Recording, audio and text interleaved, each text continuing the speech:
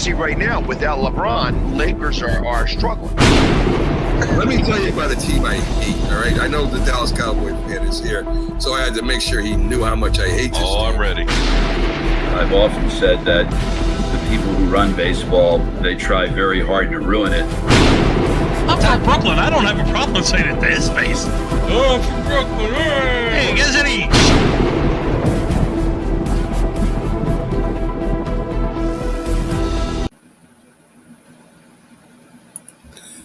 This is a presentation of Northeast Streaming Sports. Good morning. You're listening to the Mac and Jack Sports Show on Northeast Streaming Sports.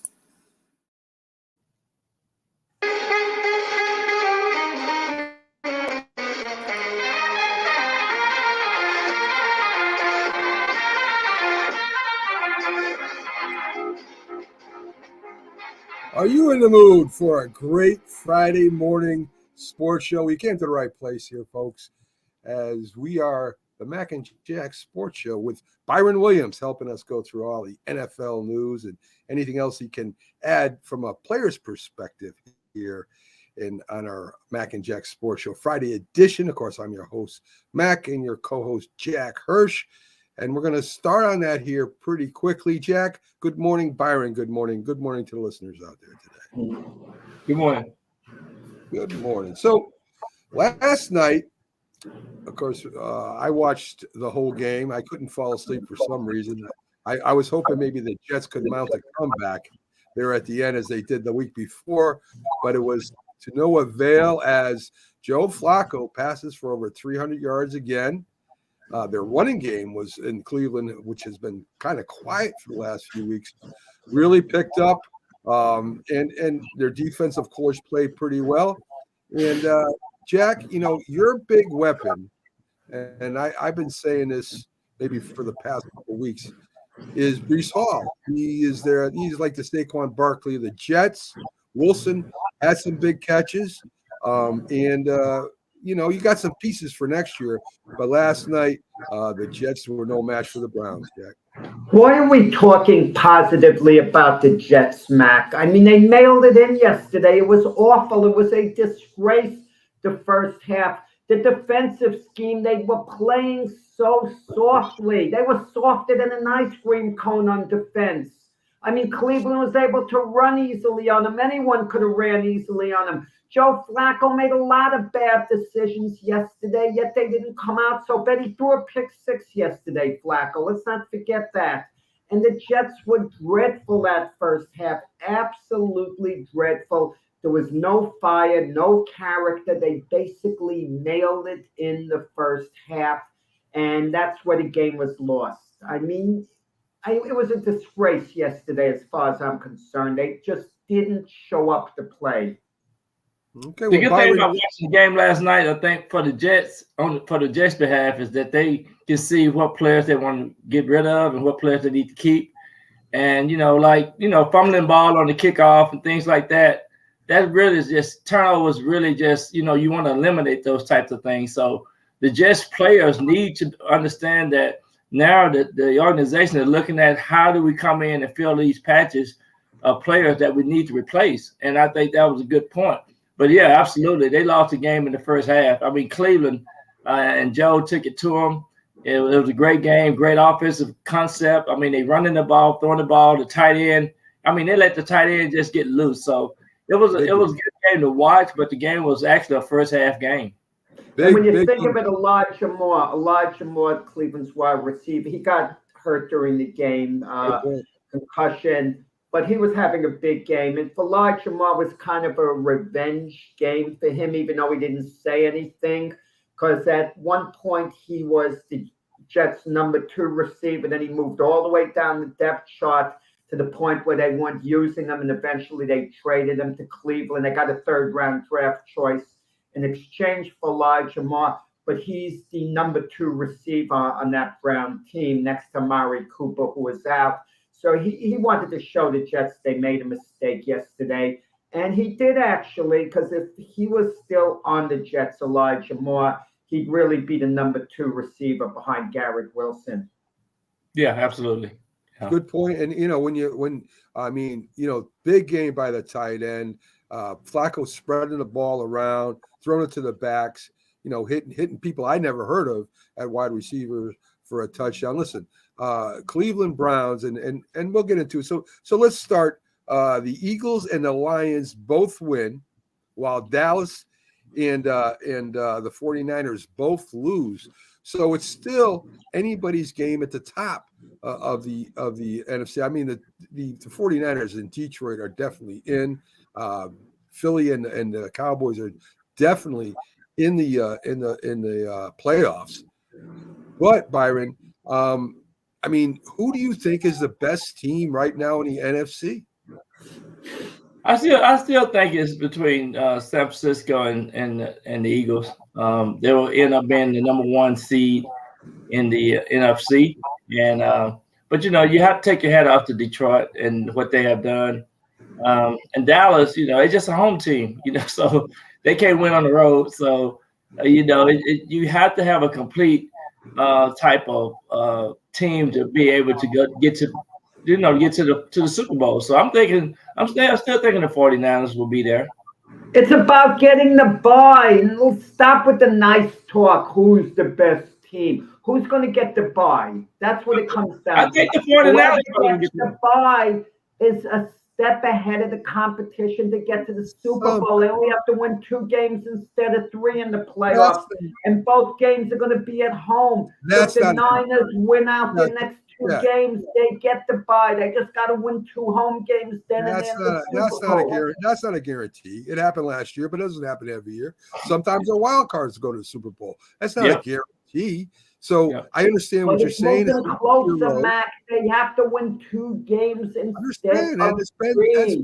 But it's been done, Jack. It's been done quite frequently. I'm not saying it can't. It doesn't guarantee it. It increases your odds greatly again. Let's look at what goes in the playoffs, what teams travel with, and that's a running game. And right now, the 49ers probably got the best running game if they're not at home, which I think they will be. The Eagles, to me, and Jim disagrees with me. I don't know if it's because he's a Cowboy fan or not. To me, the Eagles got the second best running game with that offensive line. Their Swift, to me, is a very electric running back, and I think the Eagles are second. Detroit, Singletary's got his moments. Goff, they depend on a lot, and in Dallas, they have no running game, so they depend on Dak a lot. So I think those teams, the Eagles and the 49ers, again, they're going to meet in the championship. And I think the Eagles are going to win it again. I just got that feeling. Well, not the way they're playing now, guys.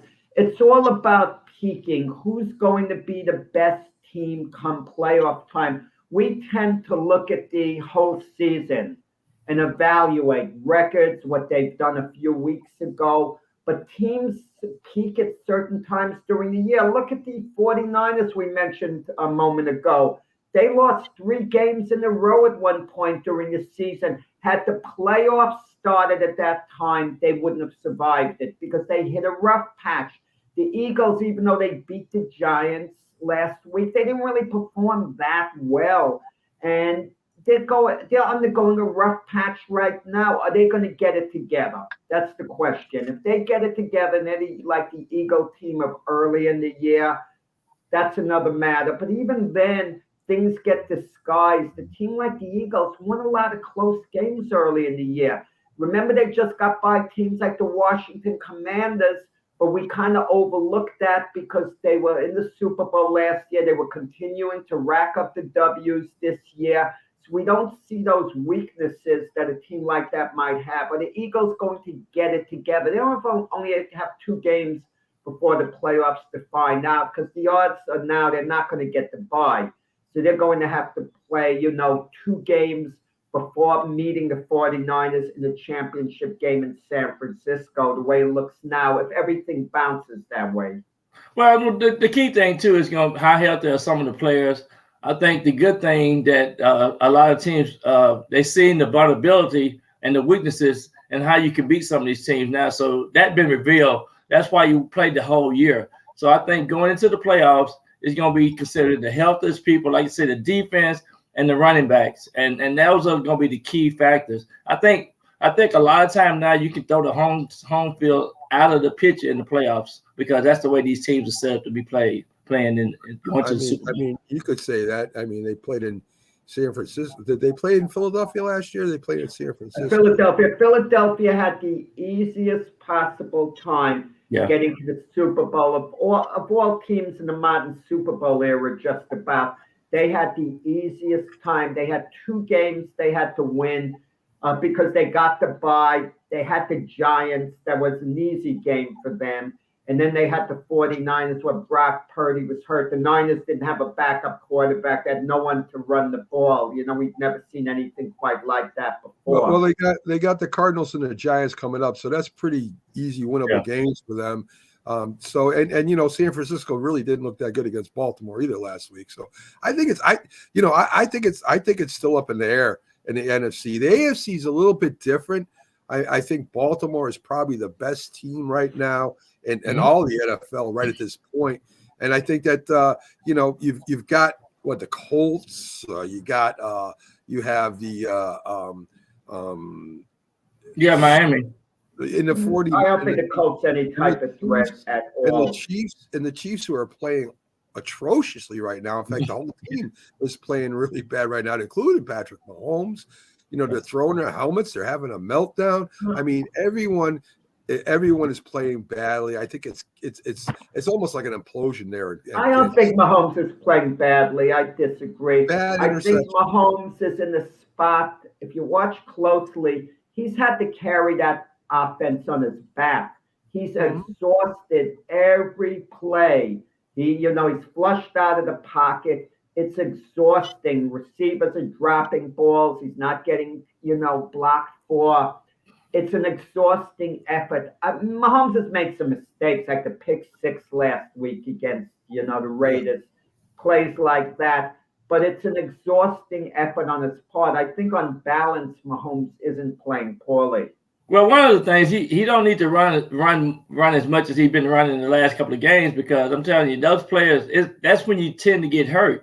And those receivers you got to replace the receivers or bring in some more something, get some players out the practice roster to change the momentum of the style of player that they have. And yeah, it's frustrating because they have a whole different set of mindset. People are playing better defense against them, better schemes. And that's what's happening in the NFL. And, home field advantage, used to say the Chiefs had home field advantage, and that you can throw that out the window. They really being able to see what their weaknesses are. And Byron, what are they doing trying to trick play down by the 20-yard line? You got the guy canning off to Mahomes. What are you doing? I mean, I know Pacheco's not there. I think he comes back. I think they got a receiver coming, or 2 receivers coming into Kansas City also. I think they went out and got a couple to the practice squad. But what are you doing? I mean, at least try to run the ball. I mean, even if you're not successful, it sets up the play action pass. I mean, and that was a ridiculous play. I don't know what Andy Reeves or the offensive coordinator or whoever called that play was thinking down there. That's ridiculous. That not down by your own 20-yard line. That was crazy. I don't know what. Yeah, that's out of character. It's completely out of character. Yeah, no more ring around the rosies. Just play football, right? You know what I mean? No more of those crazy plays. Exactly. So the team lurking to me, and me and Jack talked about it. He don't think they'll do anything. Is the Cleveland Browns. They're lurking back there in the shadows. They're in the playoffs. They got a better record than a couple first place teams there. Listen, I think with that defense, with that running game, if that running game continues, and with Flacco being calm, he's one of the only Super Bowl quarterbacks left, him and Mahomes, that have been to the Super Bowl. He's falling asleep on the sidelines. I mean, that's how calm this guy is. So, I mean, to me, Byron, I think you agree with me. I think the Cleveland Browns are a threat. Cleveland Browns definitely a threat. I talk to Myles Garrett, Dad, once a week. We know each other. We don't live far apart. And, and I was saying that last night. I think teams don't want to see the Cleveland Browns, especially their defense is out of sight. And so you have to look at the team that have momentum. And it's 2 teams that have momentum right now in both leagues, and that's the Cleveland Browns in the AFC and the Los Angeles Rams in the NFC. Those teams are playing good football. That's true. So wait, Byron. Let me get this straight. You're picking a Brown Rams Super Bowl? No, I'm not picking a Brown you're Rams Super Bowl. I'm picking two teams. I'm picking two teams that nobody want to play against because I want to play against the Cleveland Browns. Look, I give it up for their defense. They have a heck of a defense. I give it up for their defense. I'm not shortchanging them. Offensively, if Kareem Hunt is healthy, they could run the ball, top of the line, running back Amari Cooper, a little overrated. I know he had a big game a week ago. Joe Flacco is long in the tooth. Take my word, come playoff time, when you're meeting the better teams, he's going to come up short. I could even detect how shaky he was last night against a terrible Jet team on defense where he racked up numbers in the first half. Joe Flacco was cut by the Jets twice. He was cut by the Philadelphia Eagles. As a backup, they cut him. No one wanted to sign him this year. So what's There's a reason. I've heard this nonsense with Josh Dobbs. So once you get cut, people are getting excited. Let me tell you something, Jack. When you go home and you sit back and you relax, you see the game from afar, and you there with your family, and then you get another opportunity. That's what's happening. So he got momentum. I don't care what nobody say. He playing good football, and you just got to give credit. But I'm telling you, it's gonna be hard to beat the Cleveland Browns. It won't be hard to contain Joe Flacco for a really top of the line defensive team. You're gonna see Cleveland will get eliminated out of the playoffs. Flacco will not have a good game. The game they get eliminated. I'm going to tell you that straight up. This isn't a team that has momentum that's going to carry it. You could say that about any team with any quarterback. If they don't have a bad game, they're going to get eliminated. You could say that about any team. Yeah. I just think you're mad because the Jets have not made it to the playoffs in I don't know how many years. And you're not even wearing green no more, Jack. That's critical. You don't wear your colors. It's not. You don't wear your colors no more. What that saying about you? And Cleveland, for the first time in a long time, 21 years, has made a playoff game. I'm happy for the fans. I really, that's true, Rick. He does not want to play. Jets mailed it in. It was a disgrace. It's like they were making their plans for the off season. You're not going to have me defend the Jets. Absolutely, Joey. The blue is the new green in New York. The blue is the new green in New York. That's for sure. Thanks for pointing that out, Joey. The blue is the new green in New York. Yes. And speaking of that, the Philadelphia Eagles play the Giants. And look, the Eagles jumped out fast, and the Giants just kept hanging in. They were 20-3 at halftime, and all of a sudden the Giants start mounting a comeback. They start running the ball with Saquon Barkley better. All of a sudden, Tyrod Taylor shakes off the rust, starts throwing the ball on that final drive. They get that touchdown with Slayton. They get the ball back, and they're driving down the field again. Now, me and Pags got in a heated discussion about this. Mm-hmm. Davis is running down the sideline. The Eagle guy clearly tackles him before the ball gets to him. And there's a non-call at the end of the game, which the officials are doing every game now. It's a penalty in the first half, and in the fourth quarter, it is no longer a penalty. I hear you let them play, but when it's that much, when I can see it at home, and I granted slow motion, but I could see that at home. I knew as soon as he tackled him, I expected a flag. We would have been first and goal or near the 10-yard line. We could have tied that game up and went to overtime. Whether we would have won or not, I don't know. But I will give the Giants credit again. They never stopped playing. Giants came back because they had big plays. A pick six, a long pass. It wasn't because they were playing so well. Big plays get a team back in a game. There's such a misconception about the game of football. Take, for example, a quarterback who throws a pick six on his first possession. Then the next time out, he leads them to a touchdown drive and then a field goal after that. And you say, wow, is he playing well? You know how I look at it? 3 possessions, a total of 3 points because of him. that's what it is, and that's what happened with the Giants. They got some big plays, and it got them there at the end where they had a chance to potentially tie with the Eagles. I wouldn't get too excited about it. The Giants didn't play well all in all. Jack, let me tell you something about the Giants. The first 8 games of the season was on the road. A lot of the games on the road. They end with the last 2 games at home. I think they're going to probably rally both games. I mean, I know they played the Rams, they played the Eagles the last 2 games. So this is another thing that the players understand with the Giants. They got to play in order to be back on that team next year. And so I think the Rams and the Eagles are going to have some two tough games when they play the Giants. They just because they played all that games on the road, now they get a chance to go into the offseason and see what they want to do. So they're going to have to play very competitive against the Rams and the Eagles. And you have to watch. Either one of those teams might lose one against the Giants. I agree. I think they are going to be tough games that potentially they could be very tough, maybe even beat the Rams. You know, give the Eagles a very tough game, the last game of the season. But the bottom line is, where's the Giants season? Even if they win the 2 games, which I doubt that they'll win both, but let's say they do, they finish up at 7-10. The season's been a disappointment. But I want to see how hard the Giants play. Look, are they going to mail it in the way the Jets did? Or are they going to play with a lot of pride and really play hard? You know, Jack, I think we talked about this before. I don't think the Giants are a disappointment. I think the expectations of them going to playoffs next year, everybody, including me, thought they'd be better, at least 1 game better. And I think last year was not an anomaly, but they got off fast, as you said, kind of fell back to earth in the middle and won that playoff game against the Vikings. I think we saw the real Giants, what they were last year. I think we saw maybe they were a 6-11 team that got the breaks in the beginning, and now they're up 7-10. One more. I give the ball and Martindale and the staff one more year. It's only their 2nd year, and I think they can continue building this team. Saquon, the offensive line surprised me at the end of the game. Saquon was picking up yards, ran for the touchdown. You finally had an offensive line playing together for 3 games, for God's sakes. And that's what happens with chemistry. And that's a very important thing that we don't see either. That's what's hurting the Chiefs right now.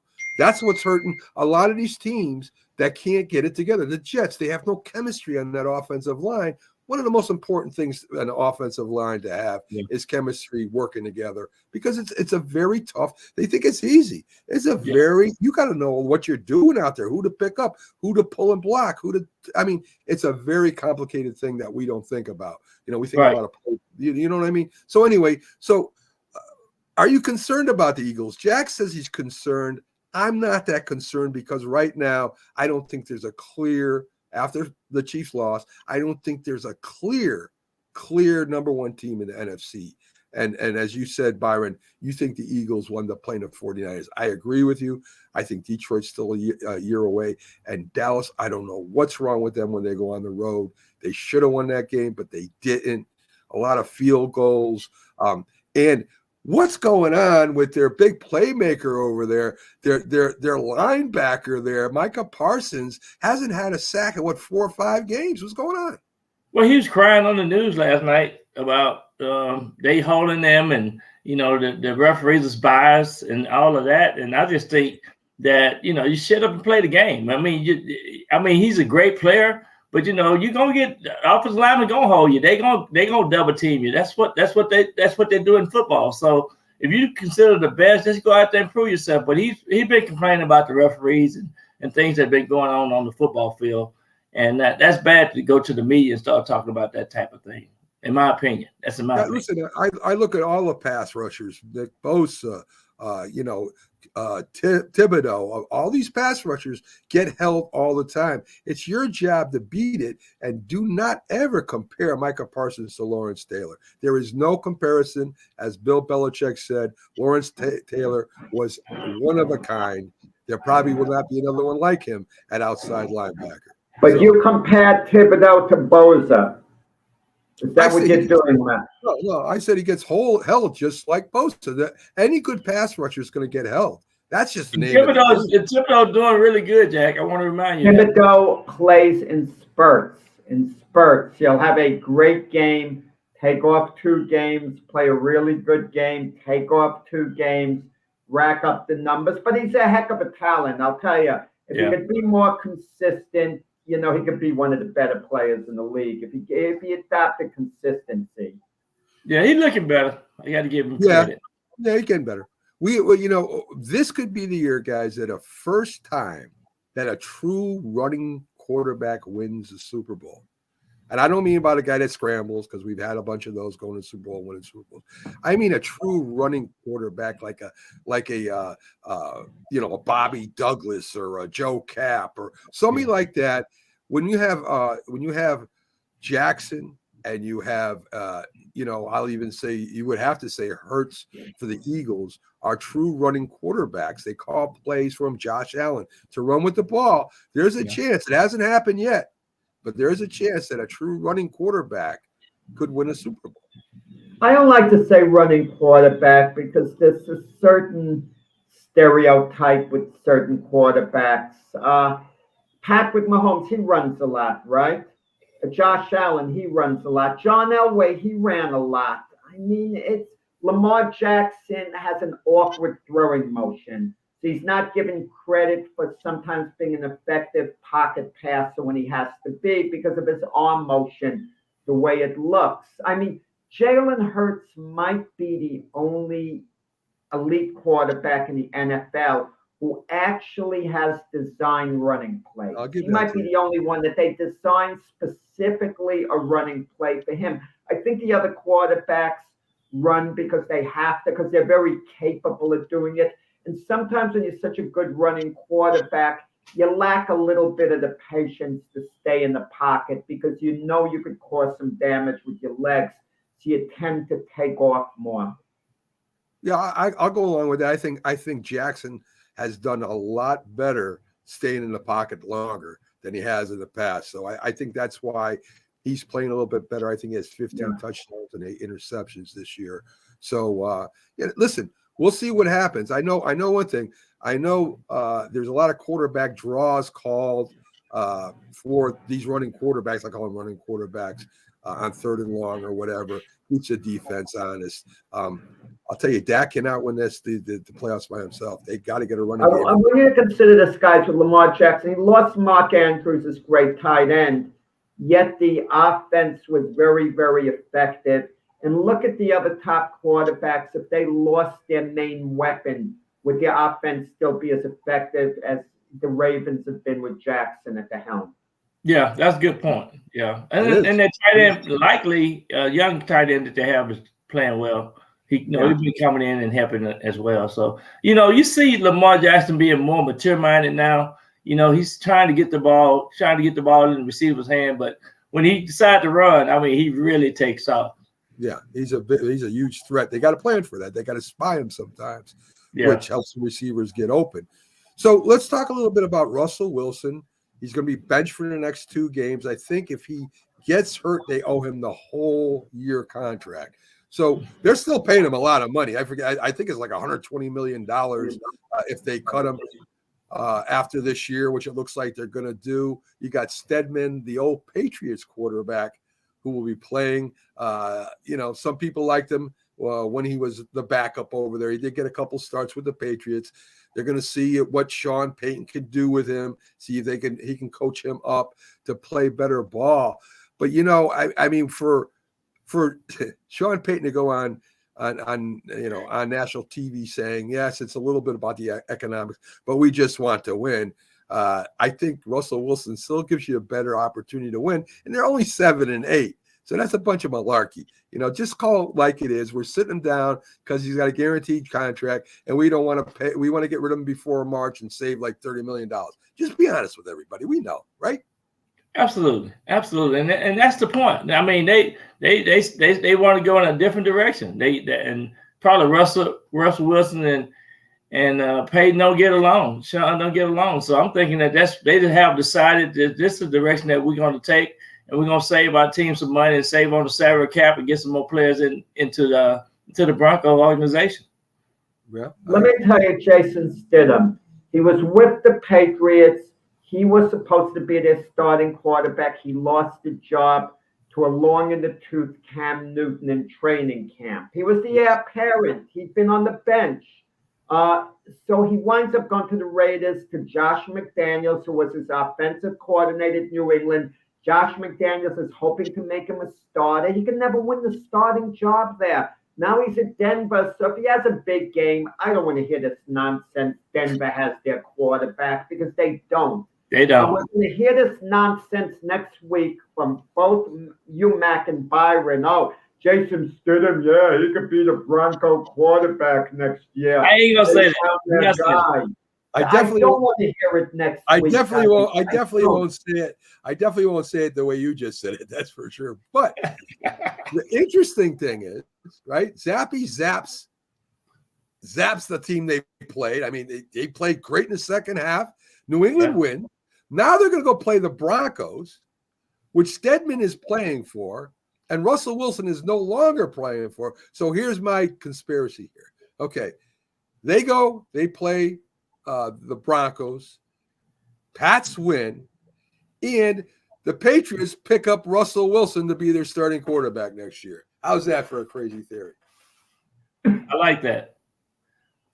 No, right? Russell Wilson is going to wind up somewhere. There's some teams he could still help. He's a bit long in the tooth. I mean, let's be honest about it. But take a team like the Atlanta Falcons. He'd be a big improvement over Desmond Ridder, Heineke, or whatever.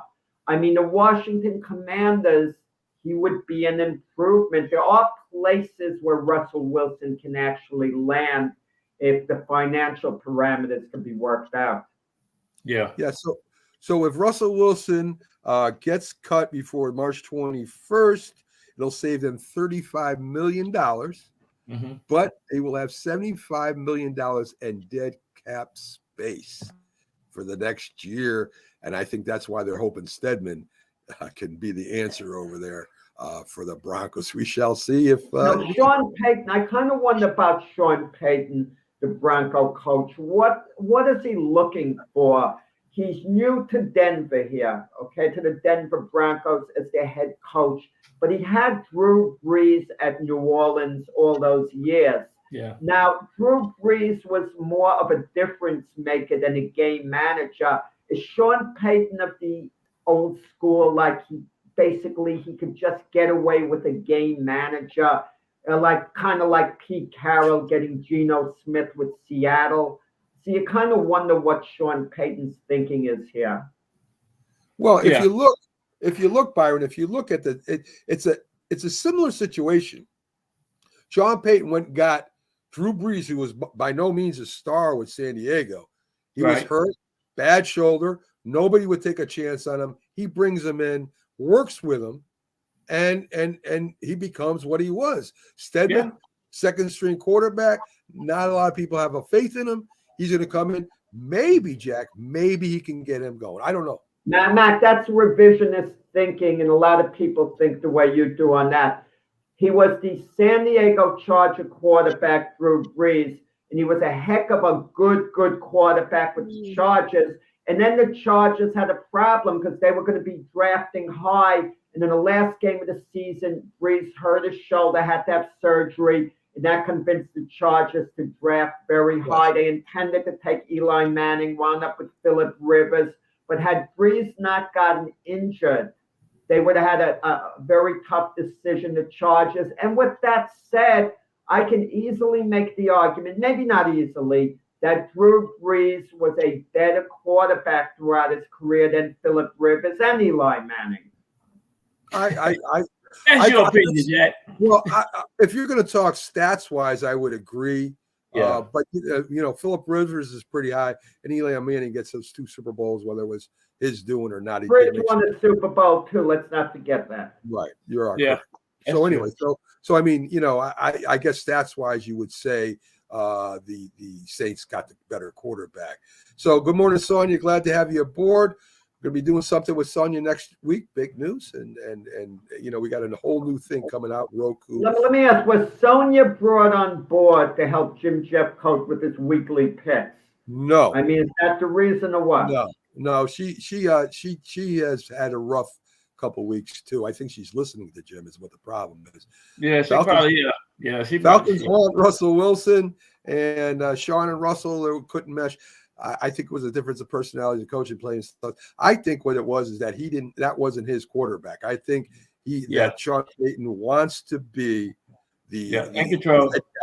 The head guy, cheer, everything. Byron can answer this. Byron can answer this better than you or I, Mac. You could answer it better than I can, Mac, and Byron especially can. Sean Payton is from the Bill Parcells school. He was Bill Parcells' assistant. When Sean Payton was suspended a year for Bountygate, he asked Bill Parcells to take over the New Orleans Saints for the 1 year he was out. That's how close the two of them are. So what's his mentality, Byron, Sean Payton, with this whole Russell Wilson thing? Because he has the Bill Parcells mindset. Absolutely, and I think that's a good point, Jack. He want to bring in players that he think that he can cultivate and make sure that they're doing doing the things that they like to see. And Russell Wilson is one of he gonna do his own thing, and he gonna decide. It took him a long time to utilize all the receivers on the rosters, and so the game they started winning, you can see that Russell Wilson started doing that. But this last game seemed like it was so disoriented, and things wasn't clicking. And so I think Sean said, well, this is what we need to do. And they want to go in a whole new direction. That's what I take from this. Well, I think Sean Payton said a statement to the new owners. The new owners are the ones that made the deal for Russell Wilson, if you remember. Sean Payton said, he's not my guy. He was just waiting. He was waiting in the wings, waiting for Russell Wilson to mess up so he could bench him. And to me, this is Sean Payton, as you said, like Bill Parcells. He wants the whole thing. He don't want to just coach. He went there just to that's his team, and he put a stamp on it this week. Now, whether it's Stedman or they pick up another quarterback down the line, we'll see. I don't know if Stedman's the answer. I think it's going to take a few years. And that's why they got Sean Payton to build a new football team there in Denver. So anyway, it's interesting if you like following that kind of stuff, what's going on. So guys, anything that you have? Now listen, the Jets are finished out the season, losing record. Patriots finished out the season, losing record. The Giants, the same thing. Buffalo, which we don't talk about. The real local New York team is still alive, still putting pressure on that division. It still has a chance. Miami's in this playoffs. They haven't won the division title yet, and Buffalo's right behind Cleveland as the 6th wild card spot. What are your thoughts on Buffalo? Are they good enough to go to the Super Bowl? I think they are because they got Josh Allen. I mean, he's a playmaker, and I think now that they went through a rough spot in the season, but now I think they playing at home this week, and I think nobody want to play Buffalo. That's one of those teams too. They just like the Cleveland Browns. They're gonna be tough to beat. Yeah. We hear that no one wants to play Buffalo, no one wants to play Cleveland, no one wants to play Miami, no one wants to play Baltimore. They got to play one another, guys. We change our tune week to week. If Miami beats Baltimore, all of a sudden Miami is the favorite in the AFC to go to the Super Bowl. Let's say Miami beats Baltimore soundly in Baltimore. Wow, that changes everything. Now we start questioning who the best team in the AFC is. I mean, it goes week to week. I mean, I recall Mac after week 1 firmly giving me a lecture, Miami and the Chargers in the championship game. Now, Mac might be vindicated if Miami goes to the Super Bowl or they even go to the AFC championship game. Mac is kind of vindicated because it's hard to get both teams right. So if he gets one of the two, kudos to Mac. But Miami's a wild card. They got to play Baltimore with Jalen Waddle out. And Tyreek Hill, even though he came back last week, you sense he's still a little hurt, just a little bit. So psychologically, what is this going to mean for Miami if they go into Baltimore and they get beaten badly? Is Baltimore going to get a little too complacent? The teams, peak a little early. We're getting towards the playoffs now. And I think the big thing for Baltimore, get the bye, have both home games in Baltimore to go to the Super Bowl. The Ravens have a clear path. Let me ask you guys this. Does any team in football at this moment now, at this moment have a greater leader than Lamar Jackson? Does any team, because I think right at this moment, he's the ultimate leader. Yeah, I think I agree with you. And I also look at the coach, Harbaugh. So I think they got some good things going for them. And that home field advantage is going to be a big plus once the month of January hits. So, yeah, I agree with you. And they also got Lamar Jackson in the offseason. They addressed the issue with the receivers. They got him the weapons, too. And that makes him especially dangerous. Yeah. I think Sonia's picking Buffalo and Cleveland in a championship. Is that right, Sonia? But anyway. You like Buffalo. At a minimum. So Buffalo probably has to win. They probably won't get the bye, Buffalo. It's highly doubtful, even though anything's possible. So Buffalo would have to win 2 games to get to the AFC Championship game, and Sonia's calling that a minimum. A minimum? She said the Ravens will probably win it all, though. But yeah. I mean, who knows? I'll remind her of that, later on. Who knows? I mean, really, we're just guessing too. You never know what can happen in the playoffs. Somebody can get hurt, fumbles, interceptions. There's five plays, as Parcells says. I mean, so one team might come up, guys, in the AFC or NFC and surprise the heck out of us. Make a run and go to the Super Bowl, but I'm not getting carried away. If a team like the Vikings get into the playoffs, they're not going to the Super Bowl.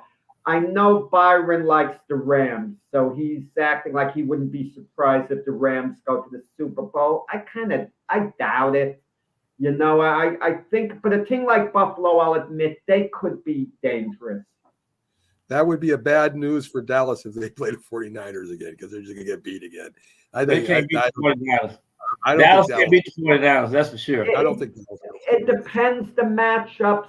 You can't say who's going in the championship game, the AFC, NFC, because it depends on seeding.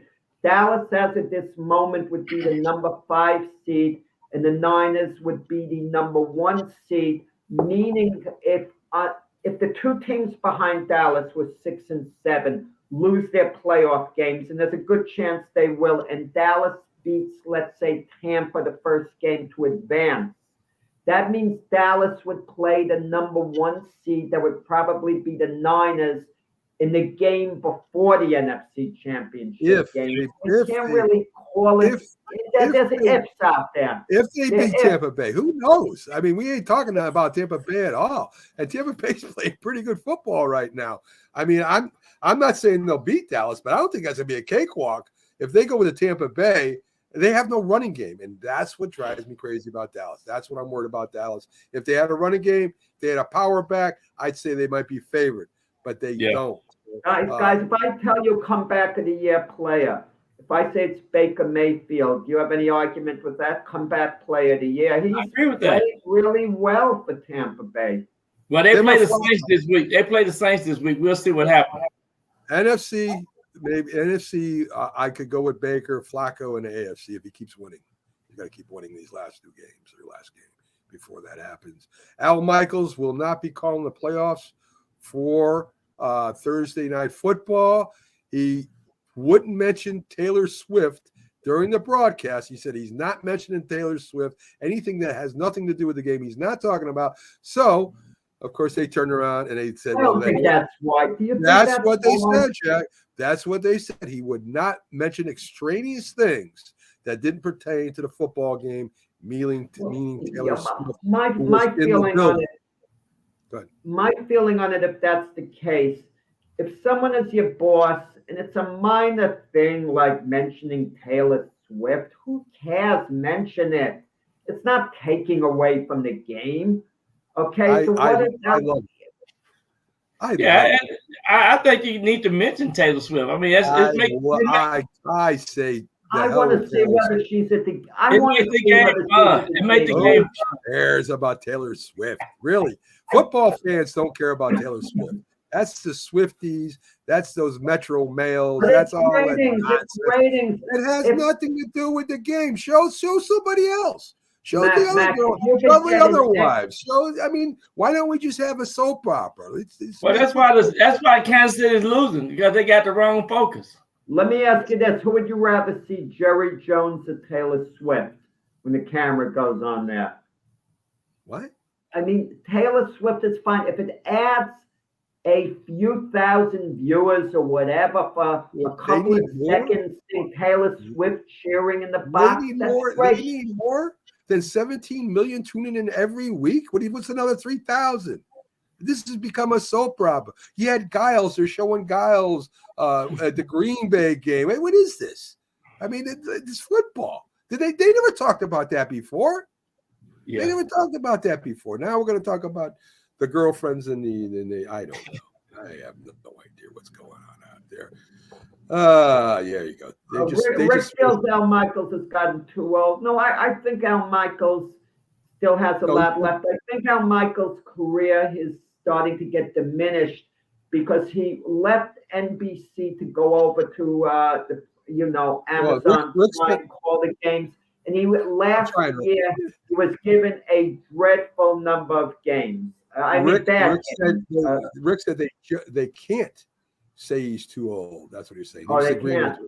Yes, and Jack likes Taylor Swift. No, I mean my daughters love Taylor Swift. I mean, it's all about advertising dollars. She seems like a nice girl. Just to hear all about Taylor Swift, he also says that there is, anyway. Yeah, Travis suffered a travesty. Here we go. Here comes a soap opera. Yeah, I don't want to hear if the Chiefs aren't playing well. It's because of a Taylor Swift effect. I don't want to hear the nonsense. He dropped the ball in front of he dropped a touchdown pass in front of Taylor Swift, and he was all mad at himself. So, I mean, I guess that's what the problem was there. And of course, if you watch Andy Reid kind of threw a shoulder check at him to tell him straighten out a little bit there, boy. Let's play some football. Stop worrying about your girlfriend. Yeah, I think that's what that whole thing was about. So anyway, we're off of that, off the Taylor Swift thing because I don't want to give it any more juice. We already gave it too much. So Rick mentioned the Pinstripe Bowl. Rick, a good game. I mean, there's a lot of games out there, Rick. I'm not sure. I know what the Pinstripe Bowl was. I know my Arizona team won. They beat Oklahoma with a bunch of turnovers, and that's one of my favorite. What is the Arizona? It's not. Is it the Cardinals? Byron, is the Arizona Cardinals their team? The college football team there too? No. It's Well, Arizona, University of Arizona is the team. Right. Yeah. I wish I had Jim in there. He could tell me he knows all. Yeah, he went to Arizona State, I think. Jim. Right, but Arizona did beat Oklahoma, pretty good team, bunch of turnovers. We got some big games coming up, some bigger than others here in the bowl games. We've got Alabama, and that's the NCAA. Let's go to Missouri, Ohio State, number 7 in the country, going up against Missouri. I think this is more important for Missouri than Ohio State, and Ohio State maybe should have been in the NCAA championship. Maybe they come up and stop them saying, hey, we should have been there in the Final Four. So maybe Missouri gets stopped. I know Missouri's got a good offense. So should be a decent game. You got Ole Miss versus Penn State.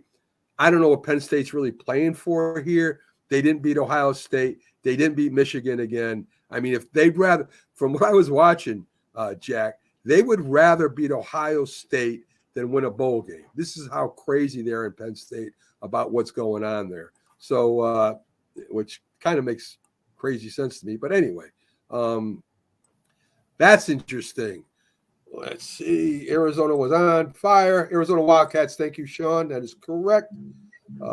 So here, see, these people are all over college football. I love it. No, that's why I got this hat on, Matt. My daughter went to Texas State in San Marcos.